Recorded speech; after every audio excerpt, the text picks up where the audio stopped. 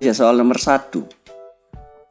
Jika siswa terlihat bosan dan tidak antusias mengikuti pembelajaran, guru sebaiknya melakukan hal-hal berikut, kecuali A. Menggunakan pembelajaran berbasis game, B. Menggunakan pendekatan active learning, C. Melakukan kegiatan pembelajaran di luar ruangan, D. Menyarankan siswa untuk menahan kebosanannya. Oke, kita cek jawabannya.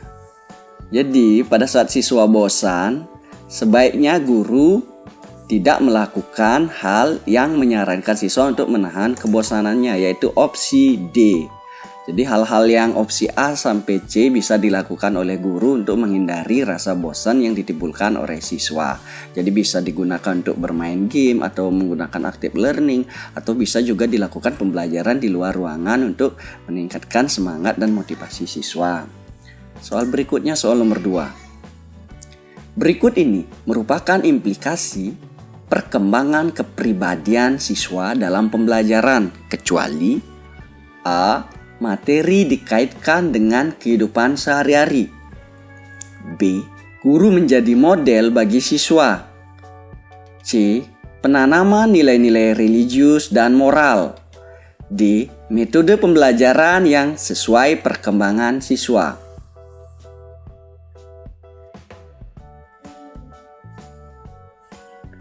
Ya, implikasi perkembangan kepribadian siswa dalam pembelajaran itu kecuali adalah opsi B, yaitu guru menjadi model bagi siswa. Jadi yang merupakan perkembangan kepribadian implikasinya ini adalah mengkaitkan dengan kehidupan sehari-hari, itu penanaman nilai religius dan moral, serta metode pembelajaran sesuai dengan perkembangan siswa. Itulah merupakan implikasi perkembangan kepribadian siswa. Lanjut soal nomor 3. Anton terlihat acuh tak acuh mengikuti pembelajaran di kelas. Berikut ini yang sebaiknya dilakukan oleh guru Anton adalah A. Mengajak diskusi Anton secara personal untuk mencari solusi masalah, B. Mengelompokkan Anton dengan teman akrabnya, C. Memberi tugas sesuai dengan kemampuan Anton, D. Memberi kesempatan Anton untuk menyelesaikan masalahnya.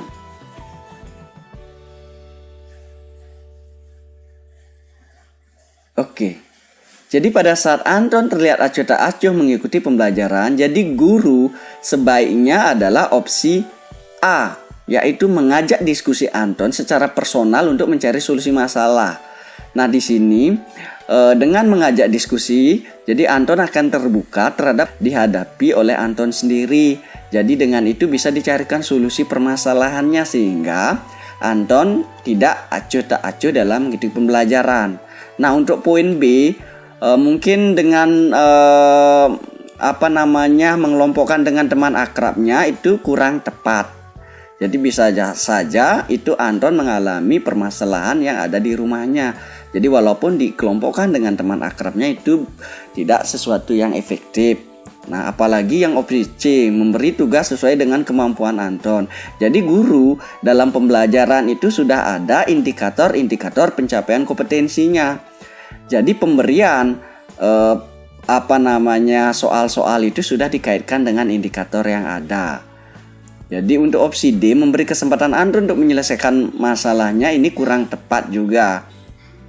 Jadi yang paling memberikan efek yang secara cepat untuk mengatasi permasalahan adalah opsi A, yaitu mengajak diskusi dan mencari solusi masalahnya.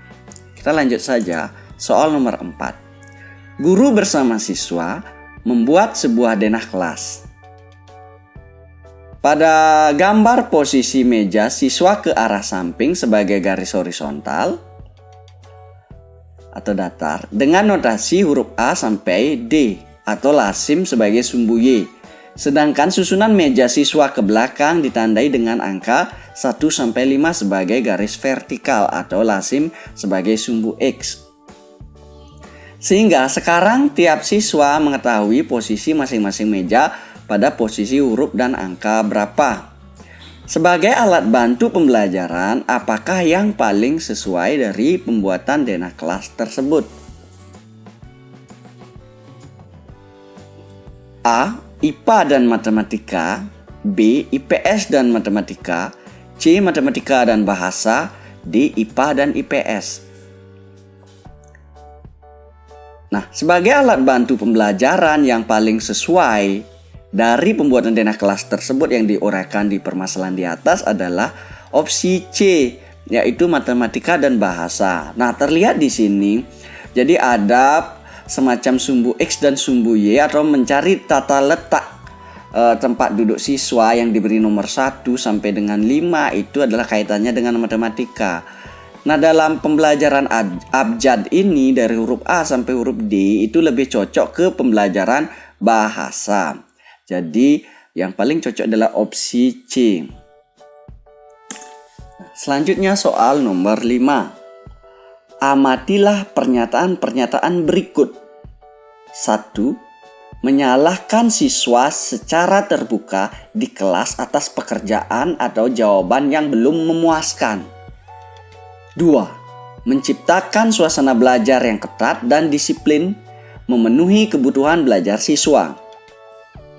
3. Memberikan pujian atau hadiah bagi siswa yang menunjukkan usaha yang baik.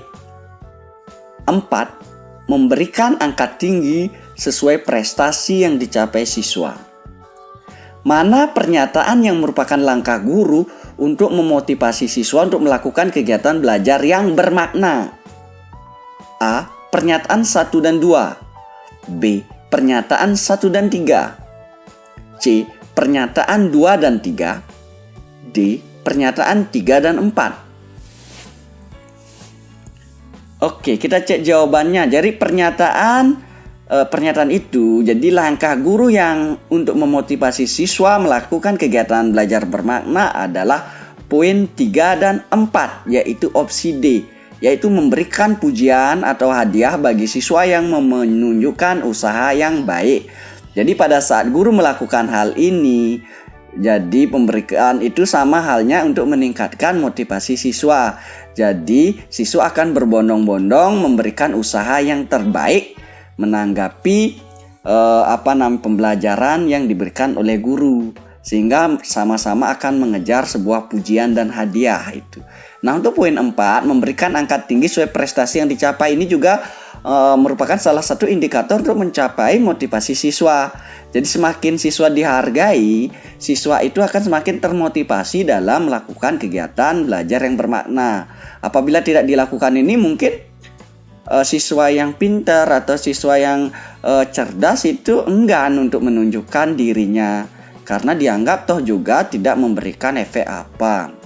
Jadi perlu hal-hal poin 3 dan 4 dilakukan. Nah, untuk poin 1, menyalahkan siswa secara terbuka ini tidak cocok. Jadi dalam kelas ini kode etik seorang guru, seandainya siswa memberikan jawaban yang belum memuaskan, itu tidak perlu menyalahkan siswa, sehingga di sana dapat mengakibatkan siswa menjadi trauma dalam memberikan suatu menanggapi pernyataan atau pertanyaan yang diberikan kepada guru. Jadi tidak sepatutnya seorang guru menyalahkan siswa. Apalagi di sini poin 2, menciptakan suasana belajar yang ketat dan disiplin memenuhi kebutuhan belajar siswa. Nah, dalam pembelajaran itu sebaiknya jangan terlalu ketat atau disiplin. Jadi ada baiknya guru apabila melihat situasi kebutuhan belajar siswa itu merasa agak bosan, itu guru harus melakukan hal-hal atau kegiatan-kegiatan yang lain. Jadi boleh tidak terlalu ketat di sana. Jadi bisa memberikan suatu permainan sehingga antara siswa dan guru itu bisa termotivasi untuk melakukan kegiatan belajar seperti itu. Jadi lanjut soal nomor 6. Berikut yang merupakan penyebab siswa tidak siap secara fisik untuk mengikuti pembelajaran adalah: A. Tidur hingga larut malam karena menonton sepak bola.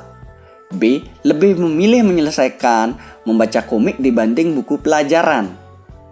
C. Lupa mengerjakan tugas sehingga enggan masuk kelas. D. Selalu bercanda dengan teman sebangku sebelum pelajaran dimulai. Oke, Nah, berikut yang merupakan penyebab siswa tidak siap. Nah, ini ada kata kuncinya, secara fisik. Kalau secara fisik, jelas sekali di sini yang menjadi jawabannya adalah opsi A, yaitu tidur hingga larut malam karena menonton sepak bola. Jadi dari segi fisik sudah tidak siap seorang siswa untuk mengikuti pembelajaran, karena bisa bangunnya itu istilahnya harusnya bangun jam 6, bisa jadi bangun jam 9. Jadi tidak cocok secara fisik, sudah tidak siap seorang siswa. Nah, kalau opsi B, C, dan D itu selalu bercanda, ini tidak ada hubungannya dengan fisik ya. Jadi udah jelas ini ya yang paling tepat. Lanjut soal nomor 7. Berikut ini adalah cara meningkatkan kemampuan siswa dalam hal kemampuan penalaran dan berpikir. A. Memberi stimulan siswa dengan soal penalaran tinggi. B. Membiasakan siswa dengan soal-soal yang mengasah keterampilan berhitung. C. Membiasakan siswa untuk mengingat fakta. D. Membiasakan siswa untuk menyelesaikan masalah secara prosedural. Oke, kita cek jawabannya. Jadi jelas sekali, yang merupakan cara meningkatkan kemampuan siswa dalam hal kemampuan menalar. Nah, ini ada kata-kata menalar. Jadi jelas sekali sudah digembong-gembongkan, sudah digembar-gemborkan dari dari Menteri Pendidikan. Apalagi setiap guru sudah melakukan kegiatan PKP. Jadi untuk meningkatkan penalaran, jadi alangkah baiknya memberi stimulan siswa dengan soal penalaran tinggi, jadi opsi A. Jadi dengan soal-soal HOTS itu dapat meningkatkan penalaran dan berpikir siswa. Lanjut soal nomor 8. Indikator berikut yang menunjukkan siswa siap secara psikis untuk mengikuti pembelajaran. Nah, ini ada kata-kata psikis, bukan secara fisik. Ya. Opsi A, bersikap pantang menyerah dalam menyelesaikan masalah. B. Tidak mengantuk dan tidak mudah lesu saat di kelas. C. Mendengar dengan baik penjelasan guru tanpa terganggu bising kendaraan. D. Membawa buku teks dan bahan belajar yang akan digunakan. Oke, indikator berikut yang menunjukkan siswa siap secara psikis adalah opsi A, yaitu bersikap pantang menyerah dalam menyelesaikan masalah. Ini artinya psikis siswa dalam mengikuti pembelajaran ini sangat siap, karena sudah ditunjukkan bahwa siswa pantang menyerah dalam menyelesaikan masalah. Kalau yang kaitannya dengan yang lain, misalnya tidak mengantuk dan tidak mudah lesu, ini mungkin lebih berkaitan ke fisik, ya, keadaan fisik siswa. Ini jelas ya.